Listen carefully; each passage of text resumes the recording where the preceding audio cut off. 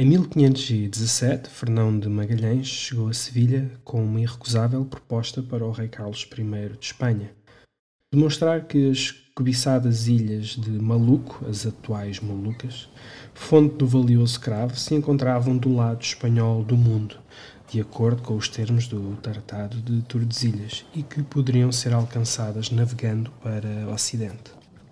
Saber se essa linha passava a leste, favorável aos portugueses, ou a oeste das Molucas, favorável aos espanhóis, tornou-se um problema de Estado.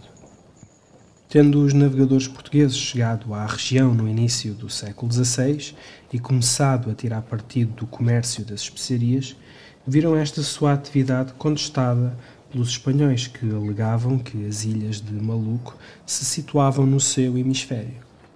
Hoje, como sabemos, sem margem para dúvidas, as Molucas situavam-se do lado português, o que não acontecia na época, quando os métodos de navegação e posicionamento não eram suficientemente rigorosos para se estabelecer com exatidão a longitude do arquipélago.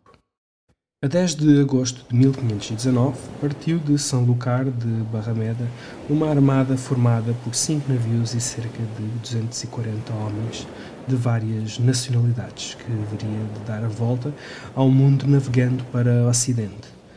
Tendo conseguido dobrar a América do Sul perto do seu extremo meridional, atravessando o estreito que hoje tem o seu nome, Magalhães conduziu a armada através do imenso Oceano Pacífico durante mais de 3 meses, até chegar ao arquipélago das Marianas.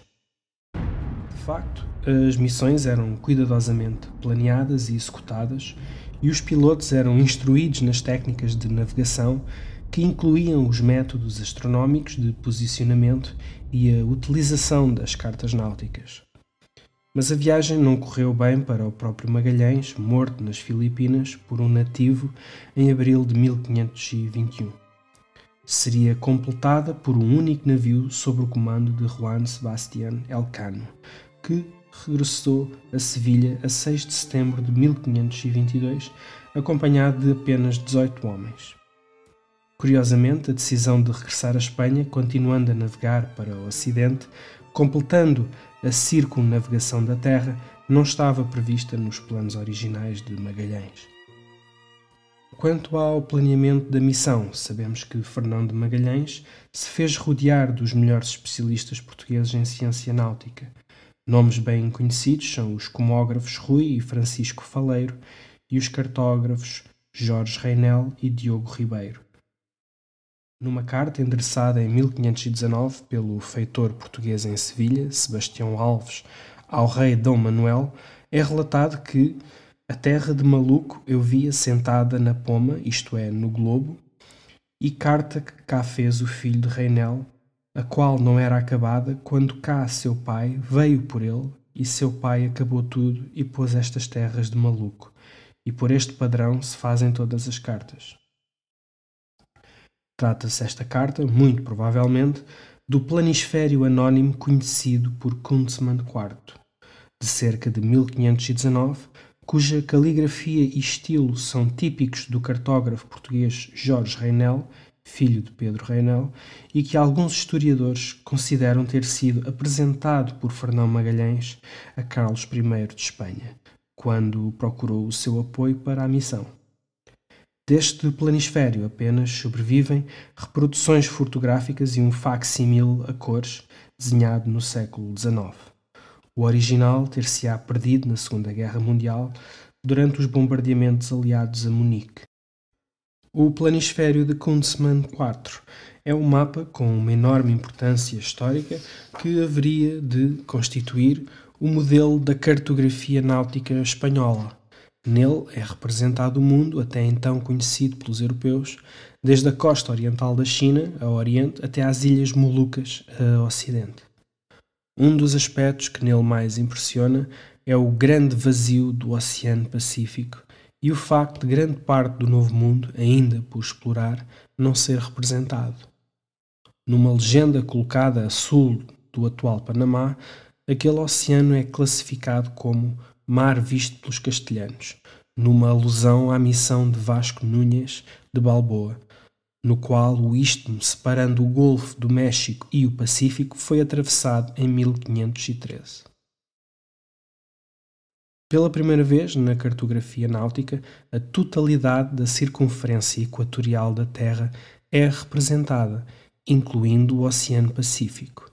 Também, pela primeira vez, o Equador encontra-se subdividido em intervalos de grau de longitude, 183 graus para este do meridiano de Tordesilhas e 184 graus para oeste.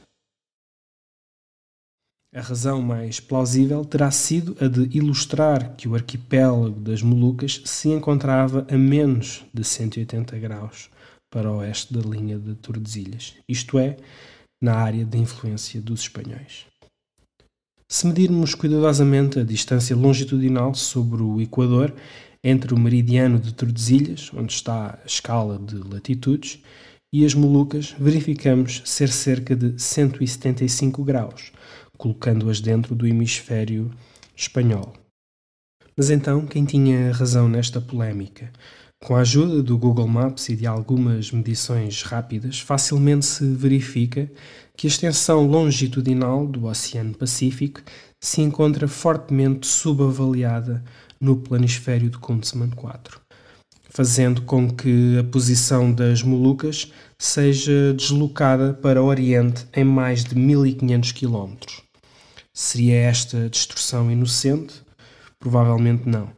De facto, ela servia a dois propósitos: o de colocar as Molucas do lado oriental do antemeridiano das Tordesilhas e de o tornar mais curta a distância a percorrer pelos navios espanhóis que se dirigiam às Molucas, assim fortalecendo a proposta de Magalhães.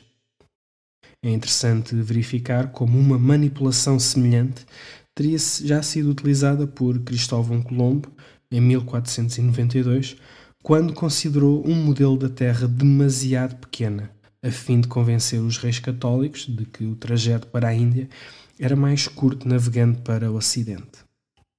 Admitindo que o planisfério de Kunzmann 4 é, de facto, o que foi elaborado por Jorge e Pedro Reinel, qual seria o verdadeiro propósito deste mapa?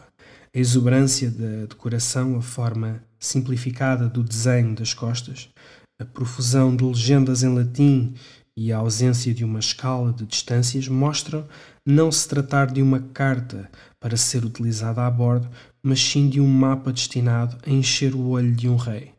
Todos estes indícios apontam para a possibilidade de o planisfério de Kunzmann 4 ter sido realmente desenhado a pedido de Fernão Magalhães para ser apresentado a Carlos I de Espanha.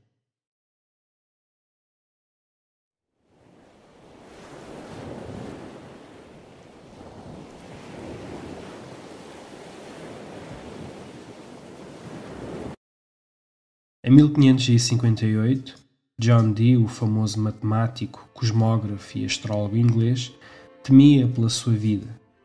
Envolvido nas convulsões políticas e religiosas da Inglaterra, esteve preso com problemas de saúde e o futuro afigurava-lhe sombrio. Com grande preocupação pelo destino da sua obra matemática, escreveu ao seu amigo Gerard Mercator, o grande cartógrafo dos Países Baixos: "E se a minha obra não puder ser concluída em vida, deixo isso ao homem mais erudito e sério, que é seguramente o único e maior expoente e suporte das artes matemáticas entre nós, Pedro Nunes de Alcácer do Sal." Contudo, a relação de Nunes com Dee viria a assumir uma importância especial, por servir de porta de entrada das suas ideias no círculo de matemáticos e cosmógrafos que se preparavam à expansão marítima de Inglaterra. Ora, em 1537, Pedro Nunes publicara um livro com resultados surpreendentes que abriam perspectivas novas acerca da navegação. Discutira pela primeira vez as complexas propriedades geométricas das cartas náuticas e fizera propostas matemáticas relacionadas com as navegações de longa distância. Em concreto, mostrou que o trajeto mais curto entre dois pontos à superfície da esfera terrestre, o arco de círculo máximo, era distinto do caminho percorrido pelos navios a rumo constante. Este caminho correspondia a uma nova e estranha curva que descrevia uma espiral em direção ao polo. Nunes chamou-lhe linha de rumo e mais tarde ficaria conhecida por curva loxodrómica. Tudo isto tinha, potencialmente, implicações na cosmografia, na cartografia e na navegação. Em 1541, Mercator construiu um globo onde desenhou pela primeira vez as novas curvas de navegação e, em 1545, Gema Frísio referia-se já nos seus escritos a essas linhas de rumo, havendo indícios de que tinha conhecimento do assunto desde 1540. Durante toda a segunda metade do século XVI, os trabalhos de Nunes foram cuidadosamente escrutinados pelos cosmógrafos e matemáticos de toda a Europa. Em 1569, apenas 3 anos após a publicação das suas Opera, em Basileia, Gerard Mercator apresentou a sua famosa projeção cartográfica, construída a partir das linhas de rumo de Pedro Nunes. E ao terminar o século, em 1599, Edward Wright publicava aquele que foi possivelmente o mais importante livro de navegação de Inglaterra da época, declarando candidamente que a sua primeira parte fora traduzida palavra por palavra do livro de Pedro Nunes.